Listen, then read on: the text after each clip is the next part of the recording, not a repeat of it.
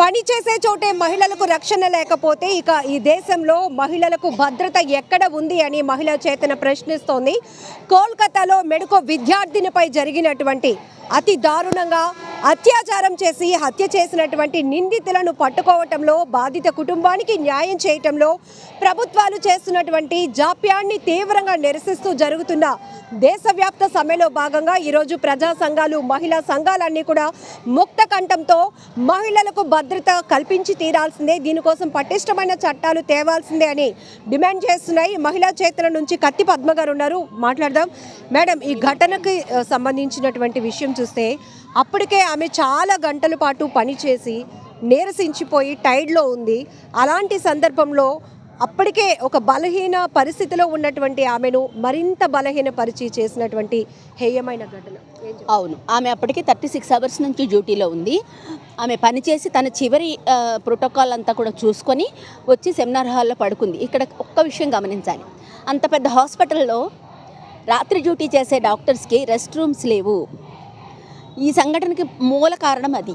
దాని గురించి ప్రిన్సిపాల్ని, కాలేజీ యాజమాన్యాన్ని, రాష్ట్ర ప్రభుత్వాన్ని అక్యూజ్ చేయాల్సినటువంటి అవసరం ఉంది. రెస్ట్ రూమ్ లేకపోవడం వల్ల ఆమె బహిరంగంగా ఉన్నటువంటి సెమినార్ హాల్లో పడుకోవడం వల్ల వల్నరబుల్గా మారింది ఆమె పరిస్థితి. ఆ కారణం చేత రేపుకు గురైంది, ఆమె దొరికిపోయింది. ఇప్పుడు ముద్దాయిని చూపిస్తున్నారు, సంజయ్ సింగ్ అనేవాడిని. నేనే అత్యాచారం చేశాను, నన్ను ఉరి తీయండి అంటున్నాడు. ఆమె శరీరాన్ని ఒకసారి చూస్తే అంతా సోషల్ మీడియాలో వైరల్ అయింది. పైన తల వెంట్రుక దగ్గర నుంచి కాళ్ళ వరకు ప్రతి చోట గాయాలున్నాయి. ఆమె థైరాయిడ్ గ్లాండ్ని నొక్కేశారని చెప్పి డాక్టర్స్ రిపోర్ట్ ఇచ్చారు. ఇవన్నీ ఒక మనిషి వలన సాధ్యమా? ఈ సంజయ్ సింగ్ వల్లనే సాధ్యమయ్యాయా అని మనం టెక్నికల్గా ఆలోచిస్తే ఆమె శరీరమైన లోతైన గాయాలు, ప్రతిఘటించిన గాయాలతో పాటుగా ఆమె వెజైనాలో 151 మిల్లీగ్రామ్స్ ఆఫ్ సెమెన్ ఉంది అని డాక్టర్స్ సర్టిఫై చేశారు.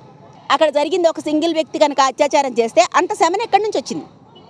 దీన్ని బట్టి అక్కడ సామూహిక అత్యాచారం జరిగిందనేది అంత సెల్ఫ్ ఎవిడెంట్గా కనిపిస్తున్నా కూడా, అంత ఎవిడెంట్గా కనిపిస్తున్నప్పటికీ కూడా దీన్ని అక్కడ రాష్ట్ర ప్రభుత్వం పరిగణలోకి తీసుకోలేదు. ఇప్పుడు సిబిఐ వాళ్ళు ఒక్కొక్కరిని పిలుస్తున్నారు, ఆ రోజు నైట్ డ్యూటీ చేసే వాళ్ళందరినీ పిలుస్తున్నారు.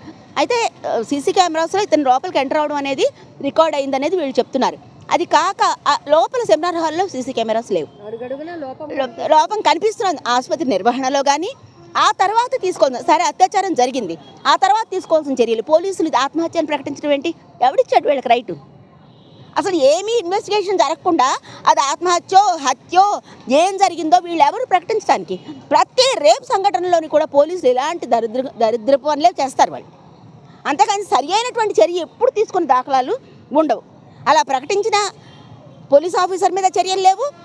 కాలేజీ ప్రిన్సిపాల్ అమ్మాయికి వ్యతిరేకంగా మాట్లాడాడు, చచ్చిపోయిన అమ్మాయికి వ్యతిరేకంగా మాట్లాడిన ఇన్హ్యూమన్ క్రీచర్ ఆ కాలేజీ ప్రిన్సిపాల్. అతను రాజీనామా చేస్తాడు. నువ్వు ఎందుకు రాజీనామా చేస్తున్నావు? వెనక్కి తీసుకో, సంఘటన బాధ్యత వహించు, నీ మీద పోలీస్ కేసు పెడతామని రాష్ట్ర ప్రభుత్వం ఎందుకు అనలేకపోయింది? అనకపోగా రిజైన్ చేసిన వాడిని తీసుకెళ్ళి ఇంకో మెడికల్ కాలేజ్ ప్రిన్సిపాల్గా నియమిస్తారా?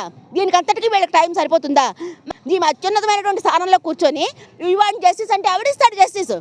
ముద్దాయిల్ని తీసుకొచ్చి రోడ్డు మీద పెట్టే స్థితిలో భారతదేశంలో పరిస్థితులు ఉన్నాయి. ఇదంతా చాలా రాంగ్గా జరుగుతుంది.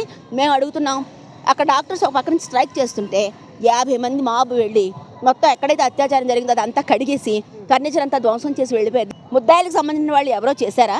ఒక్కడిని పట్టుకొని సరిగ్గా విచారణ చేస్తే మొత్తం విషయం బయటకు వచ్చేది కదా.